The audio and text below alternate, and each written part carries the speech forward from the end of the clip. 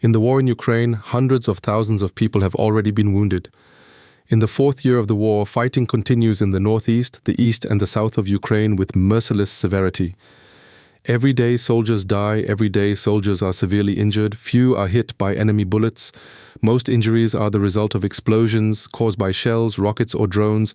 These injuries are terrible. Other soldiers are eaten in their vehicles during rocket strikes. And were attacked by kamikaze drones, FPVs. I got injured, had my mates with me, but they all died, and I survived somehow. In Crisis Mode, the podcast from Conflict Zones with Jan Jessen. I am Jan Jessen, head of politics at Funke Media Group and war and crisis reporter for the Funke Media Group. In this episode, I take you to people who return from the war severely injured and still search for a way forward. A rehab center, the Titanovi Center in Kiev. The Titanovi Center specializes in war invalids. All of them have suffered amputations. Here they not only receive prostheses but also the opportunity to train with them. That means regaining their mobility, and they are given the chance to slowly return to another life. And I came to this center through our fixer. Fixers are those people who organize appointments for us in Ukraine. They translate for us and open up possibilities for us to make stories that we, of course, had planned beforehand. So I always wanted to do a story with war invalids. I had already done a similar story about 2 years ago or so, in another rehab center, but this Titanovi Center is also special because the prostheses that are made there, very special prostheses, are bionic prostheses. And that really interested me. And then Artem, our fixer, opened the doors for us into this center, contacted the people there, and then we went there and looked around and made stories with the people, talked to soldiers, but also with the caregivers and the engineers working on site. Among them is Yaroslav. Yaroslav is an engineer in this rehab center. He explained to me how bionic high-tech prostheses work. These are prostheses that at first look super crazy. These are black prostheses, especially these arm prostheses. They are very flexible, so they somehow have 27, 28 functions. The fingers can be moved individually. With the help of AI muscle signals, patients learn to control their movements again. So these prostheses are actually directly connected to the body sensations of the wounded. And the prosthesis, he explained, reacts to nerve impulses. Тут вже трошки важко пояснити. З мозку передаються сигнали по нервам в м'язи і The signals run from the brain through the nerves to the muscles. As soon as the muscles are activated, sensors read these impulses and translate them into different commands for the prosthesis. The sensors can distinguish different types of signals, and different signals mean different movements. This is based on artificial intelligence and machine learning. Mechanical teaching. As I said, it really is high-tech, what is being offered there, what is being tested there. And certainly Ukraine will also, as in so many other areas, especially when it comes to weapons technology, also become a country from which the world can learn. This will certainly become one of the centers worldwide where prosthetics technologies developed the most after this war. And certainly this will also be something, because this extent of injuries, amputations, of course, we do not see here in Germany. But also here our prosthetics manufacturers learn, not for nothing. In this Titanovi Center, a large German prosthetics company is also active, which is basically conducting field studies there and observing. And I think that through this war, as terrible as it is, prosthetics technology will get a new boost. And this will certainly also help people who have not been injured through military conflict and need prostheses. And I have to say, I was really deeply impressed. So Yaroslav first showed it in theory, and afterwards came Alexander. Alexander also works there as a bioengineer. Alexander was injured 9 years ago. The war in Ukraine, you know that.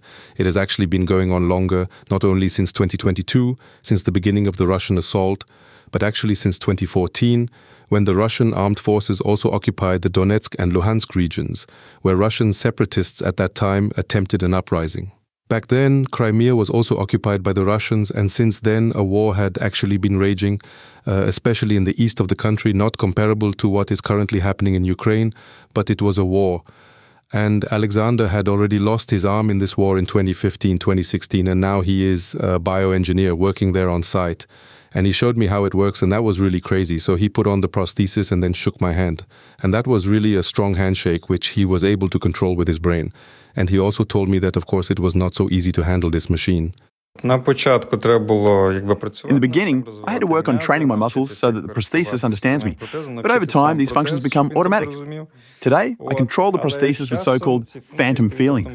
For example, when I think about moving my elbow down, the prosthesis automatically follows, because these feelings work exactly like tensing a real hand. In the beginning, you have to concentrate hard when you're learning, and the prosthesis also has to get to know you first. But now it works. When I want to press my elbow down, I make exactly this movement in my head, and the prosthesis reacts, just like when I want to squeeze my hand.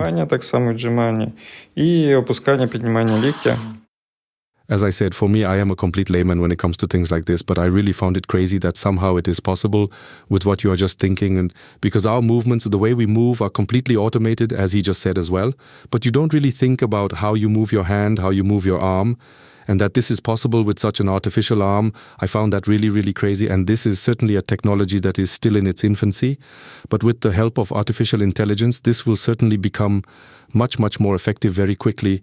And I said earlier, such a hand now has 27 functions.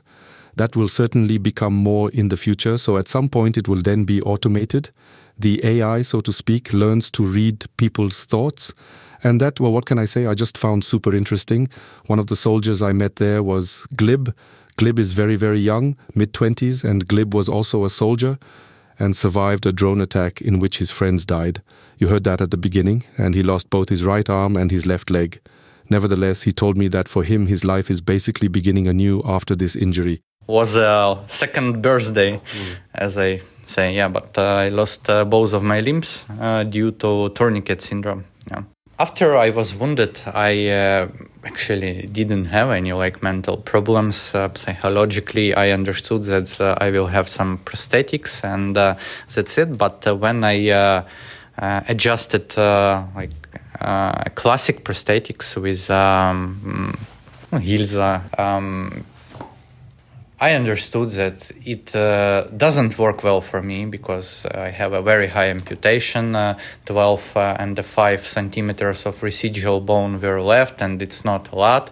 And I have some complications with walking because I need to put a lot of effort, to make a step and to balance so I don't fall. And I also have issues with sweating, and that's why my prosthetic is falling off. And I was pretty depressed about it. So I walked like this around 8 months, and after I thought, no, I won't suffer the rest of my life, and I will go for osseointegration. And I dream about a bright future, When you walk through this center and you really see so many terribly severely injured people, there are people who no longer have legs, where the legs have been taken off directly below the hips. You see people who no longer have arms. You see people who, like Glib, have lost an arm and a leg. And in this facility, you also heard a lot of laughter. So the people I met there, despite these terrible injuries, at least most of the ones I saw, were very, very full of life and hopeful that things will go on for them. And that, yes, as I said, I also found totally impressive, because it also shows, I think, what is important, this being together, that these people see they are not the only ones affected by this. These are mostly young people who were hit by it, all in their 20s or into their 30s plus, and where one would normally think, okay, I have lost my arm, lost my leg. Of course, I also look somehow shocking when I then walk through the streets, and that this makes people very depressed. But I believe that through this community they experience there, they help each other out of these depressions and out of these dark hours. And one example of that is also Ihor. Ihor is someone who really looks bad. Ihor is burned in Mykolaiv right at the beginning of the war. He was previously in the military academy, an officer, and of course was immediately involved in the combat operations from the very beginning. And in Mykolaiv he took a hit when he was in his base. And he really looks terrible, you have to say, so really, really bad. The face is burned, both hands are gone, also burned. His lung is destroyed, and also his vocal cords were destroyed by this fire he survived. So his face looks as if it had melted. And now he works as a psychologist in this center. Ihor was for me actually such an example, a symbol of this Ukraine, this country that has now been experiencing war for 3.5 years. Many cities are destroyed, much is broken. Many, many soldiers have died. Tens of thousands, hundreds of thousands have been wounded. And still this country continues to fight. Still this country does not give up. And I thought Ihor was such an example of that. And after he was burned, he endured dozens of operations, lay motionless in bed for months. And still, as I said, he does not give up. 22-м роком, чи ви бачите покращення? Звісно, так, я бачу. Of course I see improvements. In the first 3 months, I just lay in bed. But it is a very complicated and tough process. Nevertheless, I feel progress. Трошки, але покращення є. Yes, this voice you hear, this whispering, that is simply because his vocal cords are destroyed and his lung is destroyed. He has such a tube in his throat and therefore, unfortunately, can only whisper. But that does not stop him from working as a psychologist in this facility. Yes, and he also helps the others. Of course, I also ask myself, how is it when someone sits in front of you who looks like Ihor, whether that is not somehow frightening or disturbing for those who sit in front of him. But quite obviously it helps, and he also has a good way of approaching people. Still, I must say, I have seen the pictures of him from earlier, really a young, also very handsome man, and when you see him now. Yes, then you really know how horrible and terrible war can be. The same also applies to Roman. Roman was also injured relatively early in this war, in October 2022. He fired his anti-tank rocket at an armored vehicle in which he was traveling with 12 other soldiers. All of those 12 soldiers died, he survived, but he was really terribly severely injured, so his entire right side of the body was affected. He lost his right leg, lost his right arm. His head is only held together by a titanium plate that they implanted in him. His right eye is destroyed and his right ear as well, so he cannot hear there. He is now 46 years old. He was there with his mother. He practiced on such devices, basically like in a gym where you had treadmills so that people learned to walk again, where you also had other equipment for muscle building. And there he then trained his mother, as I said, with him. He survived in October 2022 the anti-tank rocket attack in which all his comrades died. It was a slow approach. We were near Kharkov in the direction of Luhansk. We were returning with our infantry fighting vehicle, and in this area, an anti-tank missile struck. Of the 13 soldiers who were there, I was the only one who survived. With Roman, you had a bit of the feeling that he was one of the few I met there who were not quite as hopeful, because he also told me that somehow they had amputated his leg incorrectly. Now they have to cut off another piece of it. And you had a bit of the impression that he was sitting in a hole. But as I said, at least he had the support of his mother who was there, and the good hope was that her son would somehow get better again. Vladim, on the other hand, he is only 25 years old, and in July 2024 he was hit by an artillery shell near Kupiansk in the east of Ukraine. So he had a comparatively fresh injury, just about a year old, and both his legs had to be amputated just below the hips. And Vladim suffers from something called tourniquet syndrome. Tourniquets are self-binding systems. Every soldier carries them. We also carry them as journalists when we go to the front. These are self-binding systems that are supposed to prevent you from bleeding to death when you are wounded. Very often this is the case with shrapnel injuries. That is, when some projectiles explode, small pieces of metal fly around, or metal fragments, or concrete parts somehow fly around, in each case shrapnel, which can cause large-scale injuries that can, among other things, also damage the arteries. And if you have arterial bleeding, if no help comes, you would bleed to death relatively quickly. So you have these self-binding systems. These are things that you can bind around your arm or leg, and then you pull them tight, twist them further, and then the blood flow is stopped. That is, of course, a great thing for the first moment. You don't bleed to death. On the other hand, because you cut off the blood flow, the leg or the arm will eventually die if you do not get help immediately or quickly. So you can have the arms or legs tied off for a maximum of 2-3 hours without consequences. And very often in Ukraine right now, it is the case that soldiers lie in the trenches for a very, very long time after a wound because the medics simply cannot get them out. Because as soon as medics drive forward and try to evacuate people, Russian drones attack. It doesn't matter at all whether you have an ambulance marked or whatever, they are attacked. And that means very often soldiers now lie 9 hours, 10 hours, sometimes even days in the positions before they can be taken out. And if they then have these self-binding systems around the arm or the leg, then these limbs die. And that is happening to more and more soldiers, and that also happened to Vladim. He is now in this center doing intensive physiotherapy, and just like Glib, believes that with modern prosthesis he can be active again.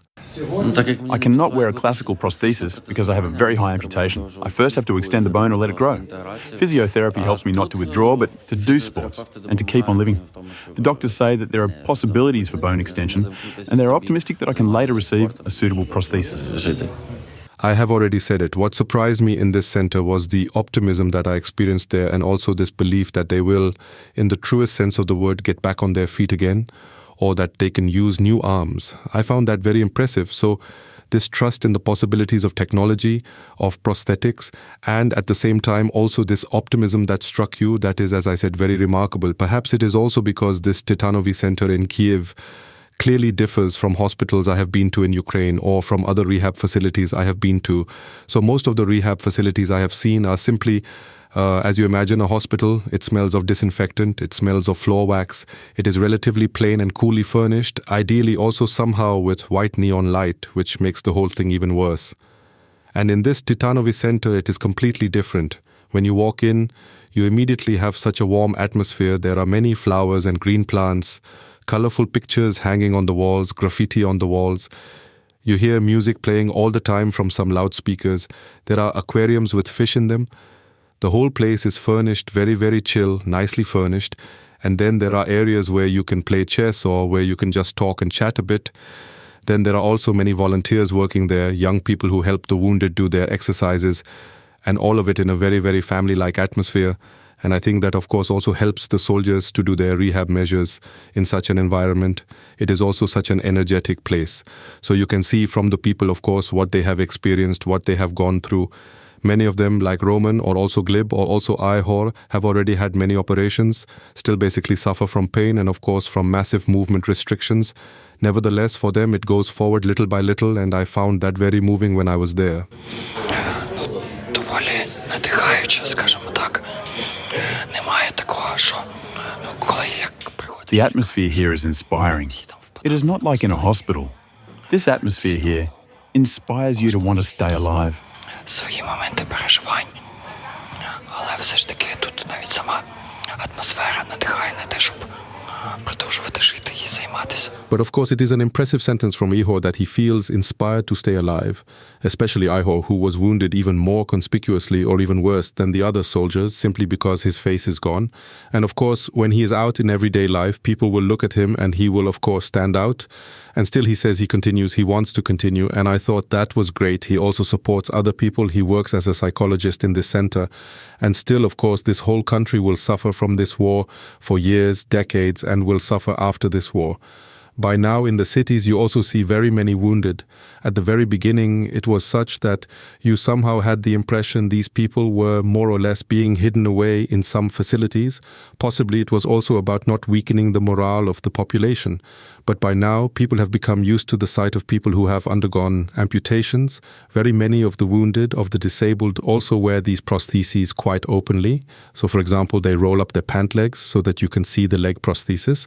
And I believe this is now a sight that, of course, we in Germany are no longer at all accustomed to, that existed with us in the First or Second World War, that you saw all these war invalids. But in Ukraine, that is by now everyday life. And as much as this Titanovi Center, of course, helps these people, and as great as it is that such initiatives exist, this Titanovi Center is also a private institution founded by a former officer to help the wounded, and it lives from donations, this center. And as great as all this is, but of course you simply see how shitty war is when you are together with these people, when you speak with them, no matter how optimistic they are, no matter how hopeful they are. There are people who have been wounded by a war that Russia brought over Ukraine. It is a war that still does not end, despite all these peace negotiations that supposedly are now being conducted, or despite all the peace negotiations that are currently being conducted. This war continues, and certainly many, many young people will still suffer from this war, will be wounded in this war.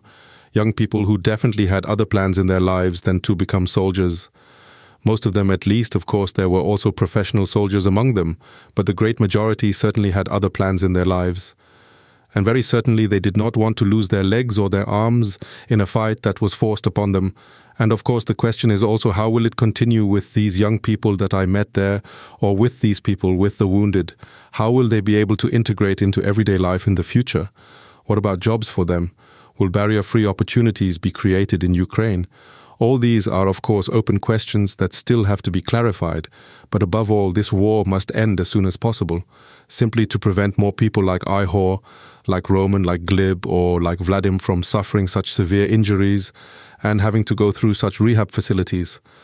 That is why, as I said, I hope that somehow this will soon be over, that Russia will somehow be forced to stop and end this aggression, and that there will no longer be any wounded. Of course, also on the Russian side, that also belongs to it, that also among the Russian soldiers, very, very, very many are wounded, including also very, very many young people who, just like the Ukrainians, probably imagined their lives in a completely different way. This was In Crisis Mode. This episode was produced by Alexander Baumeister, who is also a journalist at the radio station of the Funke Media Group.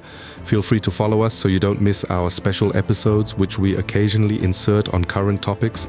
Normally you can find us every other Wednesday. Please leave a review. It helps us a lot to make our work more visible. Also feel free to recommend us to your friends, acquaintances and relatives if you enjoy In Crisis Mode. I look forward to having you with us again next time. Until the next episode, take care. Bye-bye.